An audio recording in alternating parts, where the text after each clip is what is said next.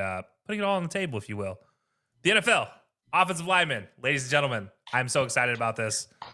Offensive linemen are finally getting a postseason award. And what does that mean? Well, it means not only will you get a rushing title, not only will you get a passing title, you will get now the Protector of the Year. I love that the fact that the NFL Executive VP of Football Operations, Troy Vincent, gave credit to a current offensive lineman and a retired offensive lineman, and Deion Dawkins being the current, Andrew Whitworth being the retired, for a conversation they had in the offseason where they talked about giving an award to NFL linemen, making it the NFL Shield. And guess what the trophy is, ladies and gentlemen? It is an NFL Shield, and it looks great. It looks fantastic. History was made is what Dawkins tweeted out. Andrew Whitworth, I think, had one of the better quotes about this as well. It says, "It's time the men who lead, protect, and never ask for credit are recognized as the backbone of this game." That's what the NFL needs to do. This is the offensive line we're talking about. It's fantastic. We already have merch plans coming out for that, by the way. Don't worry. As an offensive lineman at heart, still former, you know what? It sticks with me, and I'm never going to let it go. So there will be some fun merch coming out. Be sure to stay tuned for that as well. But, dude, I'm so excited about this award. This one is this is the best thing that came out of the Wednesday meetings for sure. This is easily my favorite thing that I've heard this entire month. And I want to add on to that, too. Some of the early favorites. There aren't betting odds yet that I've been able to find, but some early favorites are Penei Sewell, Christian Darrisaw, Tristan Wirfs, and Trent Williams for tackles.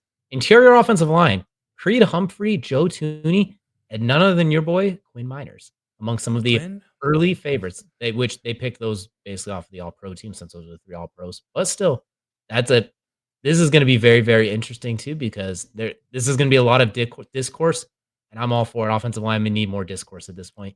It's like, oh, why did he get that? We know that's a team offensive line. That's great. He just got it because he's the best offensive lineman on the best offensive line.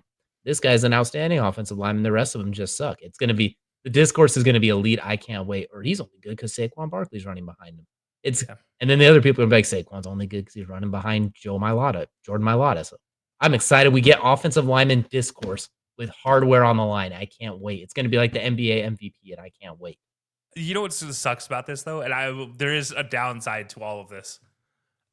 They're not going to backhand these awards out. They're not going to hand these awards back in previous years. So there's Jason Kelcey. I'm sorry. You're never going to have one of these awards. Probably one of the centers that maybe deserved it. Zach Martin, Zach Martin. Villanueva at times maybe deserved it. There's some all-time greats. Yeah, Jonathan Ogden. Walter Jones. We can go way down the list here. Yeah, we can go way back, and none of these guys are going to get one of these awards, which sucks. So maybe it does tarnish a little bit of their legacy potentially down the road, because you will start getting players earning this award in a year. And again, contracts are going to have some sort of incentive for this now. So now you're going to get offensive linemen not, I don't want to say taking plays off or taking games off in a down season, but you're going to see offensive linemen at a level we haven't seen offensive linemen at maybe in a little while. Despite being some of the best offensive linemen we've ever seen, I think we're going to see some of the guys that maybe are mid-tier step up to being even better than they ever were.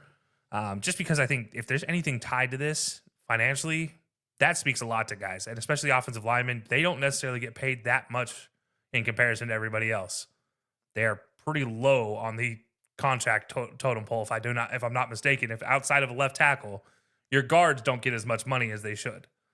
And now I'm going to say I think this is going to make those great offensive linemen and great offensive lines even more elite as they're competing for it. I don't think it's going to help for the bottom tiers, unfortunately, because even if you're a Quentin Nelson on a 4-win team, you're not going to get that award compared to Deion Dawkins on a Bills team that goes 13-4 and has 2,000 rushing yards. However, I think it is going to make those awesome offensive lines that much better, as they are all going to be competing for that. Yeah. Oh, and finally, people will recognize the greatness that is Quinn Miners and that tummy. Oh, we already know. This has been a 4-year running thing. Real recognizes real, and Quinn Miners is a real one. He was on my big board, my top 50 big board, and it looks like the best big board I've ever done. He's on my top 50 big board too, the OG, the original. Yeah, and it was all for the belly. And then you watch him play, and it's well earned, absolutely well earned. The belly and the dreads. That was the whole reason. The Canadian, the man out of Wisconsin Whitewater, the Canadian himself. Absolutely. So let us know too down below who you think is going to win the inaugural Protector of the Year. Who's going to be the very first? Who's going to have the mantle of the very first one of the year? I cannot wait. It's going to be amazing. We're going to be watching this all season too. Another award race. Oh, this might be a tracker we do weekly. This is going to be something to watch out for. But